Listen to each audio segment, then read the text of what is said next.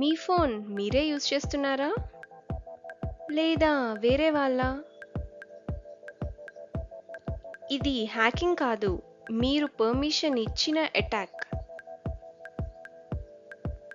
Hello అందరికీ, welcome to cyber కథలు.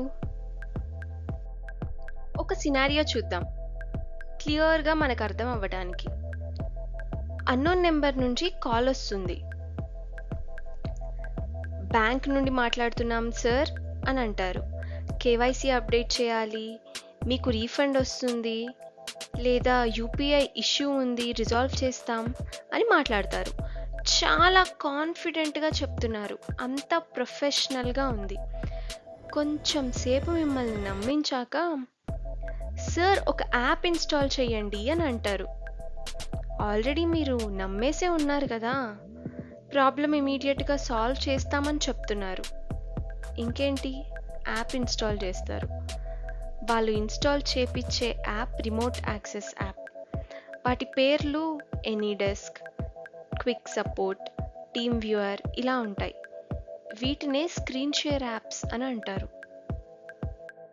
మీరు యాప్ ఇన్స్టాల్ చేసిన క్షణం నుండి మీ ఫోన్ స్క్రీన్ లైవ్గా హ్యాకర్కి కనిపిస్తుంది. మీకు వచ్చే ప్రతి ఓటీపీ, మీరు ఎంటర్ చేసే ప్రతి పాస్వర్డ్, ప్రతి నెంబర్ హ్యాకర్కి కనిపిస్తుంది. అన్నీ వాళ్ళకి కనిపిస్తాయి.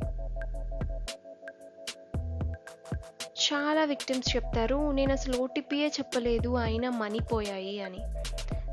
కరెక్టే, మీరు ఓటీపీ చెప్పలేదు, కానీ ఇక్కడ హ్యాకర్ చూశాడు, మీకంటే ముందే ఎంటర్ చేశాడు, డబ్బులు పోయాయి. ఇక్కడ హ్యాకర్స్ ఆ యాప్ ఇన్స్టాల్ చేయించడానికి సైకాలజీ యూజ్ చేస్తాడు, అథారిటీతో మాట్లాడతాడు, అర్జెన్సీ క్రియేట్ చేస్తాడు, మనకి సహాయం చేస్తున్నట్టే మీలో భయం క్రియేట్ చేస్తాడు.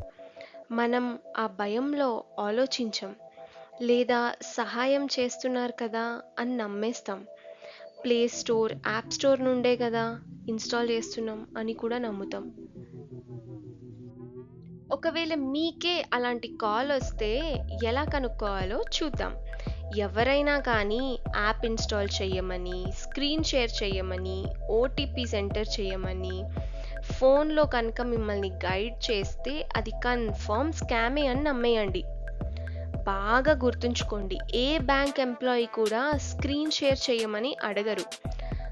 ఒకవేళ by mistake already app install చేసేస్తే, చేయమని చెప్పట్లేదు, ఒకవేళ మీకు తెలిసిన వాళ్ళైనా లేదా మీరైనా అలా యాప్ ఇన్స్టాల్ చేస్తే ముందుగా వెంటనే ఇంటర్నెట్ ఆఫ్ చేయండి, ఆ యాప్ అన్ఇన్స్టాల్ చేయండి, బ్యాంక్ పాస్వర్డ్ చేంజ్ చేయండి. అదే ఫోన్ నుండి కాదు, వేరే డివైస్ నుండి పాస్వర్డ్ చేంజ్ చేయండి.